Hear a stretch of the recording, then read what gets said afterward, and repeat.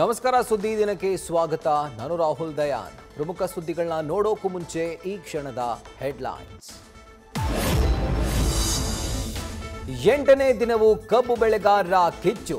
ಸಚಿವ ಶಿವಾನಂದ ಪಾಟೀಲ್ ಕಾರಿನ ಮೇಲೆ ಚಪ್ಪಲಿ ಎಸೆತ. ನಾಳೆ ರಾಷ್ಟ್ರೀಯ ಹೆದ್ದಾರಿ ಬಂದ್ ಮುಂದೂಡಿ ಸಂಜೆವರೆಗೂ ಡೆಡ್ಲೈನ್.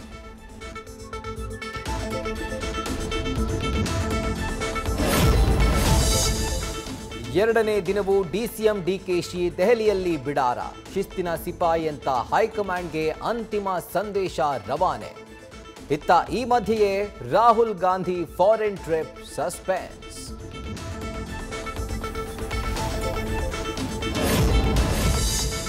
ರಾಷ್ಟ್ರಗೀತೆ ಬಗ್ಗೆ ಮಾಜಿ ಸ್ಪೀಕರ್ ಕಾಗೇರಿ ವಿವಾದ. ಒಂದೇ ಮಾತರಂ ರಾಷ್ಟ್ರಗೀತೆ ಆಗ್ಬೇಕಿತ್ತು ಅಂತ ಕಿಡಿ. ದೇಶದ್ರೋಹಿ ಪಟ್ಟ ಕಟ್ಟಿ ಕೆಂಡಾಮಂಡಲವಾದ ಕಾಂಗ್ರೆಸ್.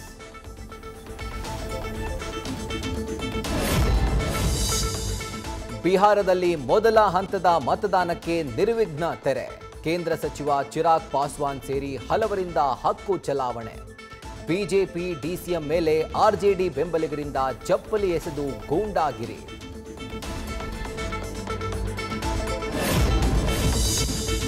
ನಿಷ್ಕ್ರಿಯ ಖಾತೆಯಿಂದ ಹಣ ವಾಪಸ್ ಪಡೆಯಲು ಆರ್ಬಿಐ ಆಂದೋಲನ. ಹಣ ಕ್ಲೇಮ್ ಮಾಡಿಕೊಳ್ಳಲು ಸುಲಭ ವಿಧಾನ. ವಿಶೇಷ ಶಿಬಿರ ನಡೆಸಲು ಬ್ಯಾಂಕ್ಗಳಿಗೂ ನಿರ್ದೇಶನ.